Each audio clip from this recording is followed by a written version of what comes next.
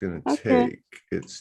take a minute or two. Let's see. Just as well that I just took my socks off. You took your socks off. Just took Okay. them off just before. And now I need them. Okay, it's starting. I'm gonna play a little intro. Hang on. I don't know what I'm doing. I'm totally like off planet. Okay. Oh, so fine. I got a couple of I got a little something here. Let me just let me find it. You're so used to it, you could do it in your sleep. Well, I am essentially I am asleep at this moment. Let's see here. Let me. Well, you look all bright.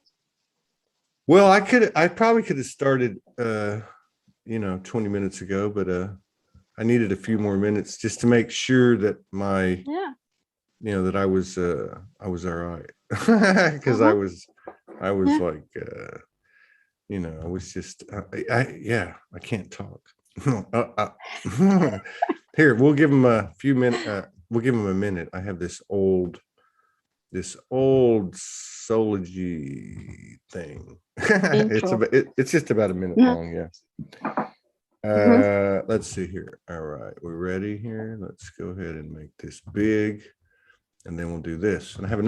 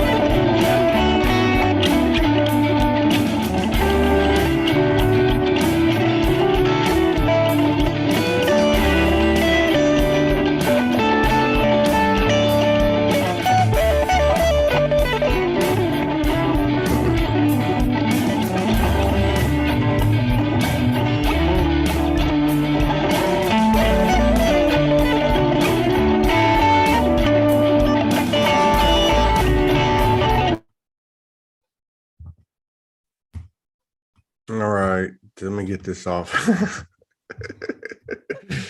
Oh my God. Welcome to the ascension, the apocalypse. Külli's in the house.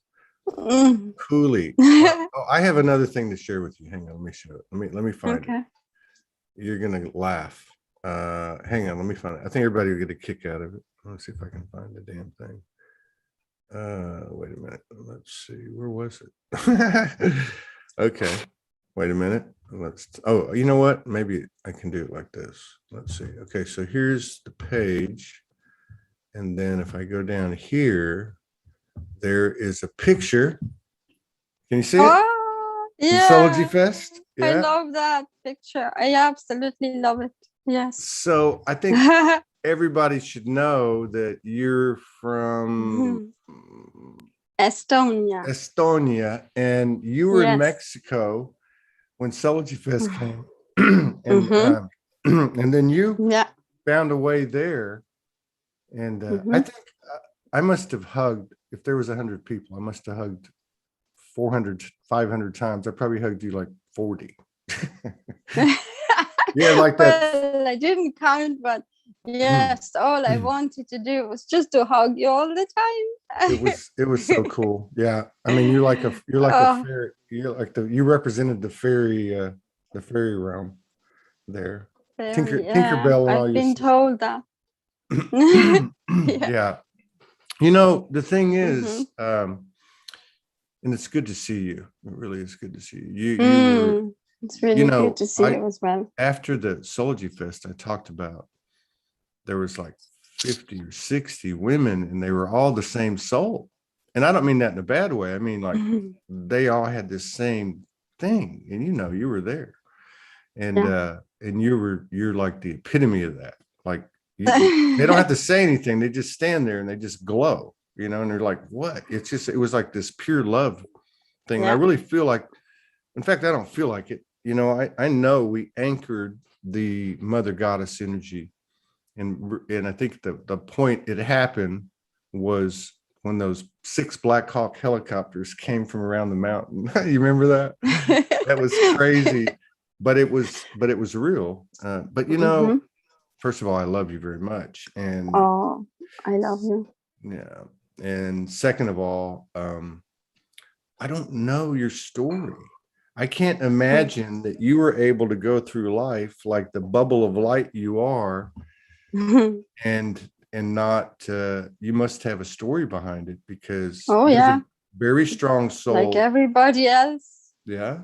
So, and you're a hero, and this is the Hero's Journey platform. So how did it happen? Were you hatched out of an egg? Were you hatched out of an egg, or was there another form of divine intervention or immaculate conception? Well, first of all, I have to say that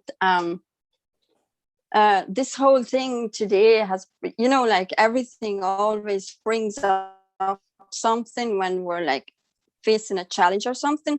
And even though I love you and I really want to talk to you today, these old fears surfaced. I have to go and talk to Todd. Oh my God, And then at some point, I actually woke up this morning and I opened up Facebook, and there was a message which was like, from me, that if you feel fear, it's a good thing, because it means that, you have to use courage to overcome something or something like that. You need to use courage. So I was like, yes.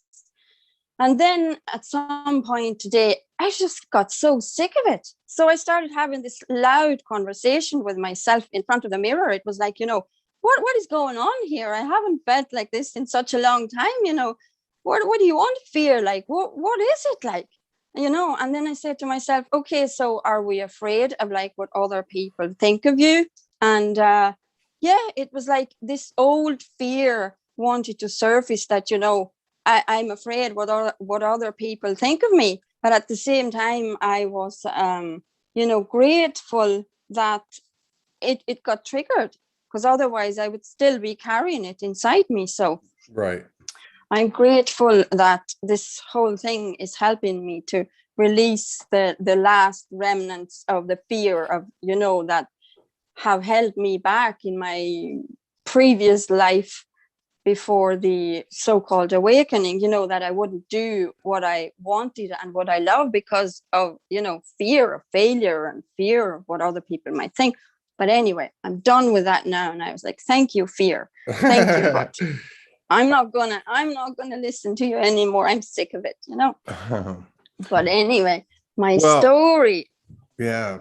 I was going to say too, I just felt like putting something on different this morning, and that I made 3 videos. This is like 7 years ago when I first started doing video production, and that was I am courage that came up.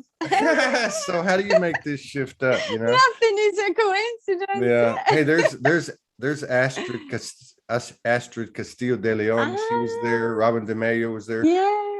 Astrid, I'd love for you to come. I'd love for you to come on.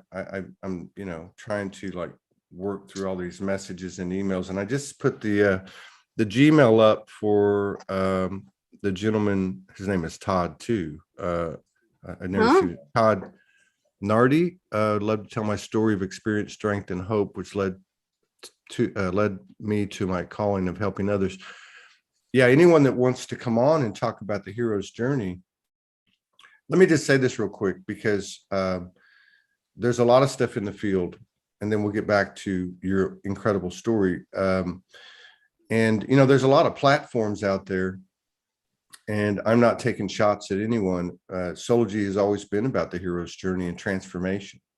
And last month, Morgan said, let's specifically have move specifically 100% to the hero's journey, the power and the code that comes through the stories, not from a retelling of from victim consciousness. And it's worked very well, but it's this, we're not here to, there's many other platforms that can be utilized for marketing purposes. And so that's what we're looking for. And so, yeah, anyone that wants to do that, soulogynetwork@gmail.com, just send us a note. We have somewhere between 100 and 200 people waiting to come on. I'm doing the best I can. The team's doing the best we can to get people scheduled. So having said that, I just want to continue this merging in this vortex with all of us, and you can continue, and I'll be quiet. Thank you. Well, thank you. I guess, yeah, like a lot of other people, it seemed to happen sort of end of 2012, beginning of 2013. And it was sort of like I lived in Ireland. I had lived there for about 16 or 17 years. And my relationship of 13 and a half years had ended a couple of years prior to that. And I basically remember sitting in my kitchen, and I just sat there and I thought to myself, it was just so clear. It was like, I have done everything I had to do here, meaning Ireland. And I felt, at that point, I still, like consciously, I didn't believe in God. And because I had confused it with religion, but that's another story.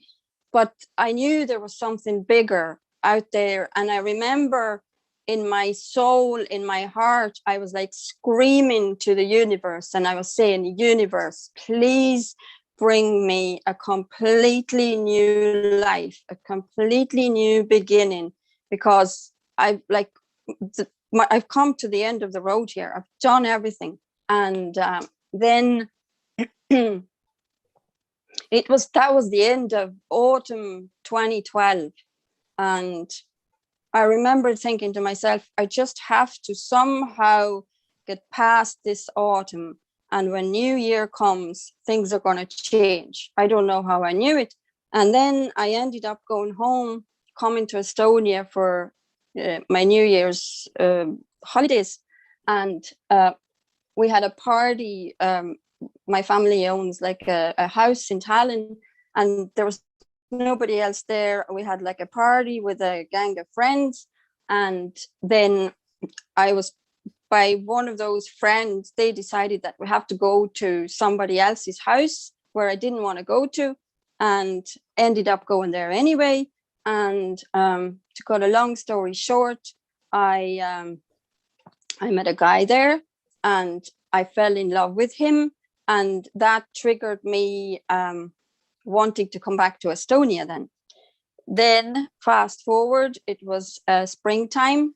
I had come back to Estonia for my Easter holidays, and this guy was making some sort of a movie and asked me if I wanted to be in his movie, and if he could use our house to shoot part of it. And I was just so happy that the next morning I called my boss in Ireland, where I had just been promoted to a full-time permanent job a week before, and said, I'm not coming back.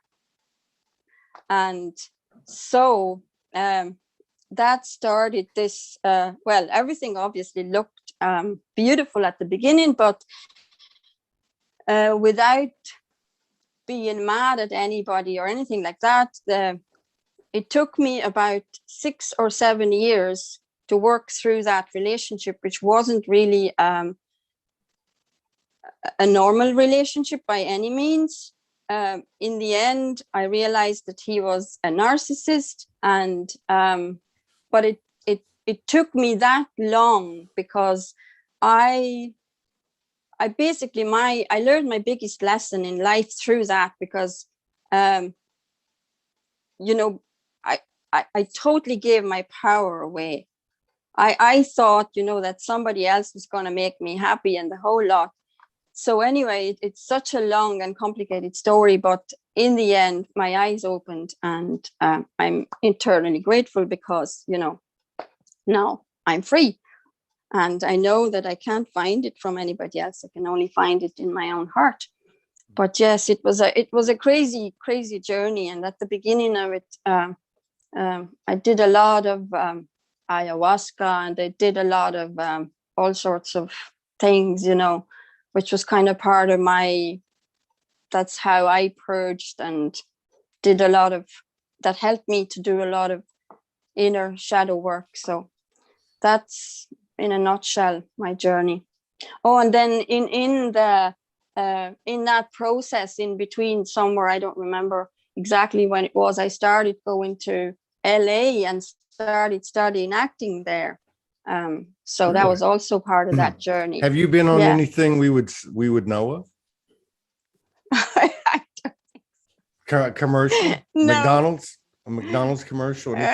Not in America. No, but yeah, so it's been a very interesting journey, but well, here I am. I mean, you know, I know people, I can't take them to this moment, but like there was obviously Soulogy Fest was a vortex. It was something that was, I would think, something that occurred with like energies around the world at the same time, you know, but yes. And there was so many, like I said, there was 50, 60 women there that all had the same soul. It was just like, they didn't want anything. They just wanted to be there. And they were the Soulogy Fest, even though there was presenters and performers and, you know, all that. And I talked a lot and all that, but your energy, just like I looked at you and said, is there anything in the world, like I can't even imagine you getting upset, you know? Well, when I get upset, I cry. I don't get mad, I cry. Yeah, I mean, I was looking at your energy. I'm like, literally, you would want to do nothing but like a big pillow. You just walk by and go, oh my God, I gotta get this a hug. You know, you made me feel like a little boy, and not just me, but other people said, you know, other people said the same thing to me, and I thought, well, I wonder, how did she get there? I mean, you know, from listening to you and feeling your energy now, I would think you did a lot of work on yourself. You know, that you confronted a lot of shadow. Did you have a technique of doing that, or did you use a lot of different methods, or what happened? Well, those ayahuasca ceremonies were like, I think, a major help. But I also did a thing called rebirthing breath work. I did that for a good few years, every day, every morning, every night. And, you know, like meditating and just writing things down, and just basically, for me, it was mostly like through experience, because I had to really, it was like I had to step into the same hole a million times until I finally was ready to face it. Like, it was just through the hard knocks of life. And just, I remember there was a couple of years, it was kind of, you know, more at the beginning of my journey. And I cried so much. And I remember thinking to myself, you know, I wonder if I could gather all my tears, like, you know, how big of a lake it would be or something. Because I just thought there was no end to the tears. There was just like I was this bottomless thing, and just tears kept coming. I cried every day. It was just crazy to think of it. Like, now think back at it, really, was it really me? But yeah. I just got to say that I've heard a lot of accents, and your Estonia Irish accent is just to die for. I didn't know that you lived in I didn't know you lived in Ireland, but to come from Eastern Europe, because I'm familiar Yeah. with those accents. They're similar. There's a Mm-hmm. certain Mm-hmm. but then they have the Irish Yeah. part on it. That's really cute. Mm-hmm. So like, I mean, everyone has different experiences. Some involve galactic star family, some involve other essences, some involve paranormal, abduction stories, and some are just, they're just like the one voice of the universe speaks and Mm-hmm. communicates. And some of us, like you, evidently, and me, because I can totally relate to the conversations with the mirror, because I've been having them really my whole life, but certainly the last Yeah. 10 years. How do you navigate through all this? I mean, is there something that that's helped you or guided you? And there's no wrong answer. I'm just curious as to how. Yeah. Yeah. Well, it's interesting, that, yeah, I find it really fascinating as well that, we're so unique and everybody's so different. And, um, so people have all these different things, and a lot of people say that they have guides and they talk to them. And for the longest time, I thought there was something wrong with me, because I was like, why don't I hear anything? Or why is nobody talking to me? But then I basically, what I have understood, that is that I am what you would call clear cognizant, which means I've clear knowing. I Yeah. don't hear any voices. Nobody's talking to me. And it's just a very, very clear knowing that I have. And at the beginning, it was like, I've actually had it. When I look back, I've had it all my life. But I've always, it's like not listened to it or not wanting to listen to it. And even to this day, sometimes when the knowing is something that maybe your human doesn't like, you try to dismiss it, but it's always true. It's always a million percent true, always. So now I'm more used to it, and I know that it's just like this, and I don't know where it comes from, but it's just like, I know. Yeah. That's how it works for me. And with all, I've traveled quite a bit over the last year, and like everything in my life really for years now is like, it's based on how I feel and this clear knowing inside me, like a really, it's almost like an urge or something comes over you.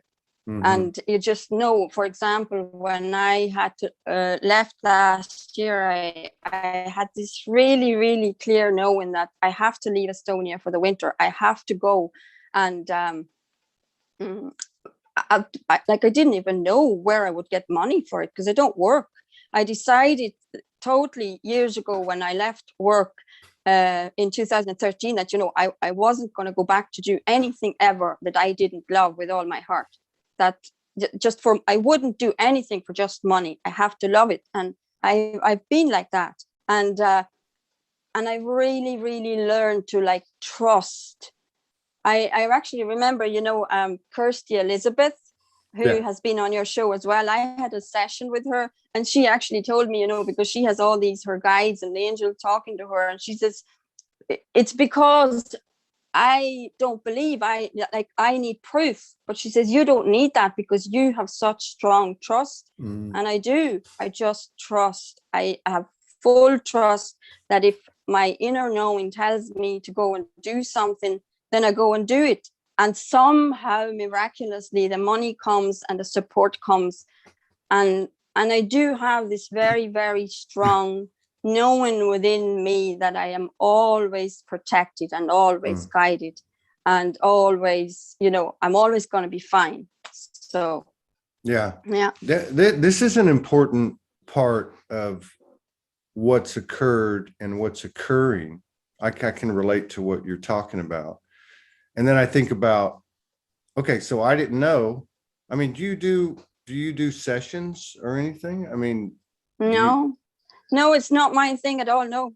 So because I was thinking, how in the hell can this lady, because remember you were messaging me from Mexico, and I thought, well, I knew who you were, and I thought, well, first of all, why is she in Mexico? And second of all, how's she going to get over here? She must have like a trust fund or an inheritance or something. Yet you don't work, and you don't have a something like that. And yet, I don't have an income. Like as an example, you're in Mexico, Soulogy Fest is going to happen, and you must have got the urge you have to go. How did that happen? Oh, that's another story. You know what I mean? Like, as an example, how does that happen? Because there's a lot of people, including myself, that have been playing with that energy and learning that energy. And then I think there's also a lot of people coming into it now. And so if you could just tell us what happened. Yeah, well, basically, I believe in miracles. And I genuinely believe in miracles. And it's not even a belief. I know that they happen all the time. And I've said that a long time ago, and I know it, that if something is meant to happen, and if it's your heart's desire, then the universe will find a way to make it happen. So anyway, I'll try to quickly tell you the story how I ended up at the Soulogy Fest, because I knew you were organizing it from I don't know how long ago, but then this whole pandemic shit happened, and like, to my knowledge, it was like, Estonians can't go to America because of it. Okay, from Estonia you can't go to America. So to me that meant, and I think a lot of people thought that meant, Estonians can't go to America, full stop. So I was like, okay, fine. I had buried that idea. So fully that I didn't even think about it anymore, because I knew I couldn't go. But what happened was that, like I said, last year, it was already last summer when I had this really strong feeling that I have to leave Estonia, and I had no money. And then during that summer, at some point, my ex-boyfriend from Ireland, when that was after I had this really strong feeling, and I said, I'm going. I don't care how, I don't know, but I'm going. I have to go.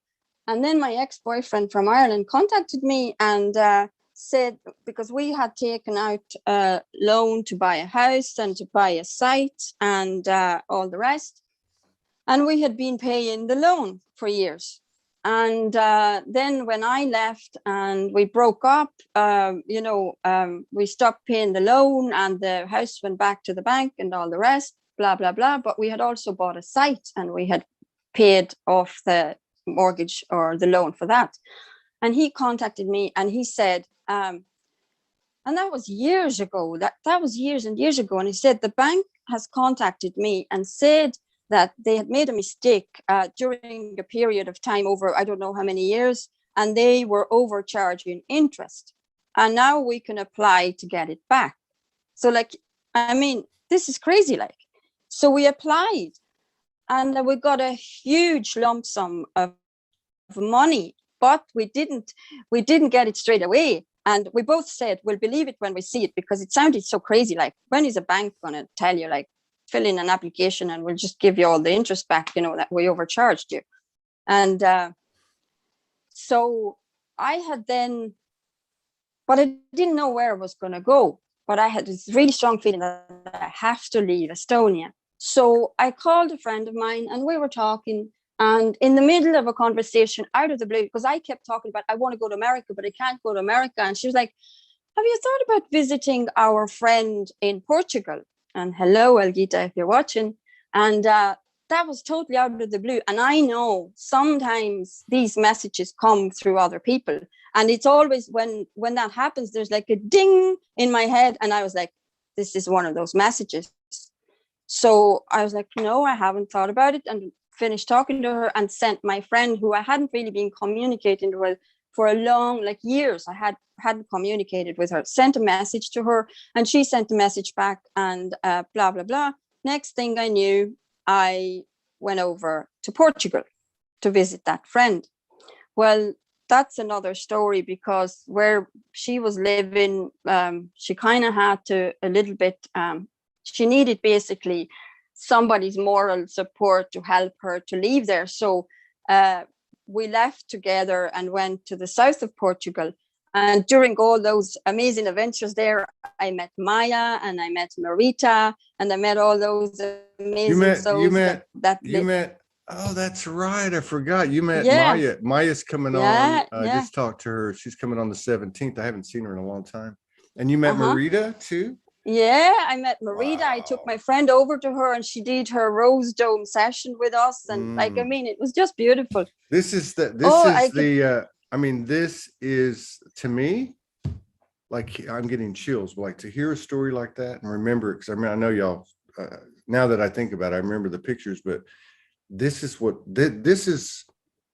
of the 1 or 2 or 3 main things about Soulogy is these people through Soulogy that meet like this. That's amazing. Yeah, it's so I bet y'all were like glowing. No wonder you were able to fly across the. It was amazing. I can tell you a lot of stories about, like, the whole journey was like one miracle and magical happening after another. It was just like, you know, I could tell you, you know, all night long. But anyway, I'm trying to be, you know, get to how I got to the Soulogy Fest. And then it was the beginning of January. And then again, this really strong knowing came over me that I have to leave now and I have to go somewhere warm. But I had no idea where I was going to go. And then I was like, again, the one thing led to another. It's like I'm always given like these crumbs. And the one crumb might not make any sense, but if I follow it, then I find another crumb and another crumb, and then the whole picture reveals itself. So anyway, I ended up going to Costa Rica. But the funny thing was, I had booked my ticket. God, there's so many like amazing details about it, but I had booked my ticket, and the next day I called that same friend who had told me, have you thought about visiting our friend in Portugal? And she said, oh, I know someone, an Estonian woman who lives in Costa Rica. And I was like, really? I had no idea. And so she put us in contact. So when I went over to Costa Rica, there was like a friend there who is married to a local guy. And she was like, you know, it was great to have her there. But I also met Alicia there. I visited Alicia, and Eduardo too? And River. Holy crap. They stayed with them for a night. You've probably met more people other than me, maybe. Me and Morgan, maybe. But I'm the Soulogy gypsy who goes around and meets everybody. That's amazing. Okay, so keep going. Yeah. Wow. That's and crazy. Then, and that was a magical 3 months. But then, I lived in a tree house, and funny, like everybody, the you lived in a tree house. Try here and try there. Yeah. You're just telling this story. You're like, okay, well, I lived in a tree house for 3 months, and like, okay, all right, this is crazy. Yeah, and then, but you know, as an Estonian, or it's the same for Americans, you can only be in Costa Rica for like 90 days at a time, and then you have to leave, and then you can come back even just for 1 day. I'm surprised you even followed those rules, given the way that you bounce around and fly around everywhere. Yeah. I know, but it was guided. It was all guided. Wait till you hear, because I thought, okay, you know, I'm gonna do the same as people usually do, like they go away for a day or something. But because of the pandemic, the land borders were closed, and usually people just go for Panama for a day or something and then come back. But then people started flying to Mexico for a week or two because it's nearby and cheap flights and it's cheap in Mexico and blah blah blah. So I thought, okay, well, I'll go to Mexico as well for a week and then come back here. But then this inner knowing told me, you're not coming back. So I was like, okay. So I bought a ticket to Mexico, and something told me, contact the Mexican embassy somewhere, send them an email and find out if you need a ticket, to show that you have a return or something ticket to get out of there. And the first email said, it didn't mention it. And I thought, oh no, I'm not sure about that. So I sent another email, and they said, yes, it's recommended, and check the airline, if they require it. But something inside told me, no, don't buy a ticket from Mexico to Estonia, because it was just like, you might not be going directly from Mexico to Estonia, but logically I should have done it, because I knew I had to be back here for the beginning of June. So I didn't. And I went to the airport, and the lady at the check-in said, oh, no, we can't let you on the plane because you need a return ticket. And I said, look, I have an email here from the embassy that says that, I only showed them the first email. They didn't know that I, had two emails. And she looked at it. She was like, yeah, okay. Do you have money? And I said, yeah, I have lots of money. She said, okay, here's your boarding pass. So I got on the plane, even though I should have had the return ticket. And I went to Mexico, and I was in Cancun for a couple of nights, and I just went to this old traditional restaurant. And, on Facebook, you can do these things, such and such is eating dinner somewhere, such and such. And I never, ever do that. And all of a sudden, I'm sitting there in the restaurant. This urge comes over me. It's like, you have to post on Facebook that you're in this restaurant. And I was like resisting it, but the urge just wouldn't go away. So I knew to trust it. So I posted it. And 2 minutes later, an old school friend of mine comments and says, oh, hello, Külli. We are in Merida, which is another city in Mexico. And she goes, where are you going? And I said, I had already decided. I said, I'm going to Tulum after tomorrow. And she goes, oh, we're going there as well. Let's meet up. So we met up there. And in the meantime, I was thinking like, okay, I'm probably not gonna want to stay in Tulum very long. Where am I gonna go? And then the place where I was staying in Cancun, just randomly at the breakfast table, 2 young French girls just said to me out of the blue, oh, you should go to Holbox Island. And I was like, oh, what's that? Where I never heard of it. And that was that. And then when I left that place, the guy who owned the Airbnb said to me, oh, you should go to Holbox Island. So I was like, okay, that's a message. I got to go to Holbox Island. So I told my friend, I'm going to be in Tulum for whatever amount of days, and then I'm going to Holbox Island. And then she had looked it up. She was there with her husband and her teenage daughter, and they had looked it up, and they had decided, oh, we're going too.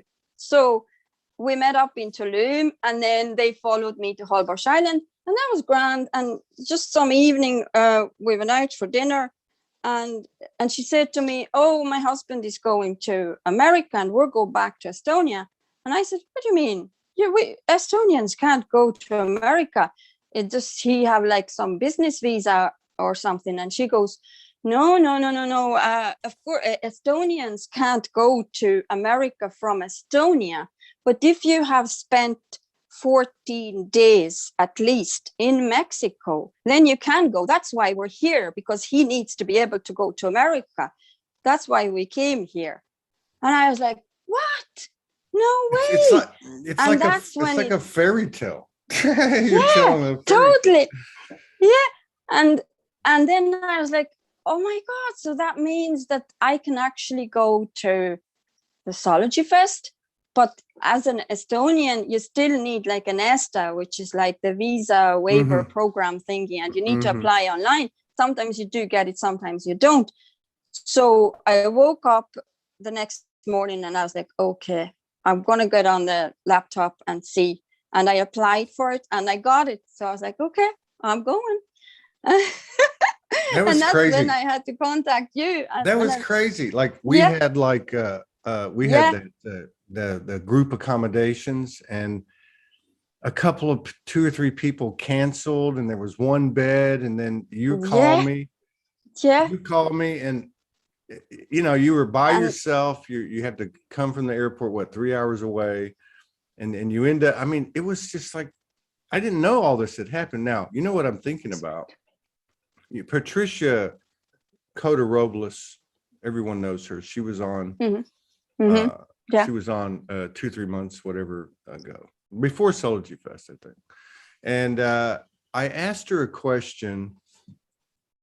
I said, you know, I know that I'm working with the energy of these borders and passports and rules and regulations, and you know, do you have any insight on that? And she said they're all going to go away, because a soul is free, and we are embodying that and all of that, you know, into the physical realm through our own, you know, biological Merkabas. So I'm listening to you and I'm thinking, this is the future. This is now. And I would imagine that there's a lot of people like you, that's part of their purpose, is to embody what you have, which is this free energy that is the soul, to be able to roam unobstructed, you know. And so I was actually thinking about that this morning, you know, as I wake up in the morning, I connect and I communicate, even though I was in a totally off-planet state. And I said, I am on the I want to be on the team that dematerializes and rematerializes anywhere on this earth, teleportation. But that, you know, like that is, let's just say that's the end of that phase, or the objective of that phase. What you're doing is everything in between. And I know there's got to be a lot of people doing it, because your story makes no sense. How the hell does it sounds like a fairy tale? It sounds like Forrest Gump, you know, like going from one thing to another with the highest blessing. It's an amazing story. Yeah, because I truly believe that I am a free soul, and no border and no rules can you know, stop me. And I've actually, when I look back, I've been like this since I was a child. If I didn't like certain rules, I did not follow them, and I always found a way to do my own thing. I just didn't care. And to this day, it's like no rule is going to stop me from doing what my soul needs to do. And it's like I find loopholes in the system somehow, because there are so many loopholes. And when you're meant to find them, you find them. You just have to follow your inner guidance, and you can go anywhere. You can do anything. You know, if you're meant to do something, you will find a way. We will find you, right? God, that's an amazing story. I had no idea. I thought you were going to say, hey, I was in Mexico and I decided I was going to go, and I went. I didn't know it was Maya and Merida and Portugal. And this is like a really short synopsis. There is so much more magic in between that just, you know, I can't go into all those details, but yeah. I'm just curious, because your story is so, you know, I mean, it's magical. And like you said, you're the Claire that just knows. And I think a lot of us can relate to that, because that seems to be a strong Claire, regardless of what other Clairs somebody may or may not have. But like, what are like a couple of the most amazing things that have happened to you in your journey, where you've just stopped and went, oh my God, I am so blessed, or that was amazing, or that was mysterious, or, you know, what are like a couple of things that just blew your mind? They happen all the time, but just like there's like, you get signs too, you know. Just when you asked this now, I remembered one day I was walking on the beach in Costa Rica, and those were the days when I was 1,000,000% sure that I couldn't go to America. And there were people coming towards me, and something in my head said, look at the t-shirt of this guy when he gets closer. and that's a sign. And he came closer, and there was an American flag on his t-shirt, and it said USA. So that was like a total sign. And I thought to myself, oh, like, why? And then I forgot about it, but later on I remembered it. And but the another thing is, I remembered how I found the tree house, because all the local people were telling me to, you know, go try this place or look at this place, and I didn't like any of them. They just didn't resonate with me. And it was the last night at the Airbnb that I had booked, and I went to bed and I was like, you know, what am I going to do? You know, I have to, you know, I have to find a place. And I'd like, you have to do things that go against logic sometimes, like completely against logic. And I had just went to see a place and I didn't like it. I had been there, seen it with my own eyes, and something told me, I opened up my phone and I went to TripAdvisor and I started reading reviews about that place. And I was thinking to myself, why on earth am I reading the reviews? I've just been there and I've confirmed with my own eyes that I do not like that place and I don't want to go there. And I was reading and I still kept reading. And then somebody said in their review that, yeah, this is an all right place, but a much better place is Flutterby. And I was like, ding, I was like, Flutterby? So I started Googling it. And Flutterby was closed down. It was like this, like a youth hostelry place that had like different cabins and tree houses and things, but it was closed. And it said, but if you want to rent long term, please contact such and such person. So I emailed that person and he came back to me and said, yeah, we are open if you want to stay long term. So I went to look at the place and there was a free tree house for a very, very cheap price. And I was like, yeah, No, that's it. I just That's need to where I'm ask doing. you. But it's like, I'm sorry, there's a lag. I didn't mean to, but I just have to ask you. Sorry. So was this like when I was a kid, we would build like a fort in the house, or I mean, in a tree, right? Like, was this an open kind of structure, or was it like with windows and doors and everything? Well, it had like no, they were not real windows. They were like shutters and the door. But you know, because it's so warm there, you don't need like proper windows. So you can open the shutters during the day and close them at nighttime. And then it had this big terrace around it with hammocks, and it was just so cool. It's crazy. So yeah, you're crazy. Yeah. I mean, this is crazy. This whole thing is crazy. And, you know, I had a conversation with a very, somebody I hold in a very high regard today. And I was being asked, like, in so many words, what I guess what it came down to was, what are you doing? What is Soulogy doing? Or what are you not doing? And it was what I said at the top of this show. It was like, we're looking for the coding of the hero's journey. And sometimes the hero's journey is a very intense story, like what happened with you and so many others with a narcissistic empath relationship that wakes people up. But also some of the other things, I talked to a gentleman last night, messaging, and I never talk to people, but something told me that what you're talking about said you need to talk to this guy, and it all happened. The cookie crumbs were one after the other. And I'm going to have a private discussion with him in the next day or two, and he's going to come on first part of next week. Anyway, this gentleman is a warrior, and his story is dark, but not dark. You know what I mean? So there's all these different frequencies and energies, but your story your hero's journey is just like this, this Forrest Gump bubble bouncing around the world at will, impervious to anything that will bring it out of alignment, and it's just amazing. And I really say this all the time, but I believe that the highest level of code that we receive now is through these stories being told. And not only that, I believe this is the highest code that the universe is generating, because it's the application of our divinity in human form fearlessly and freely. And so I just want to say, I didn't know this about you.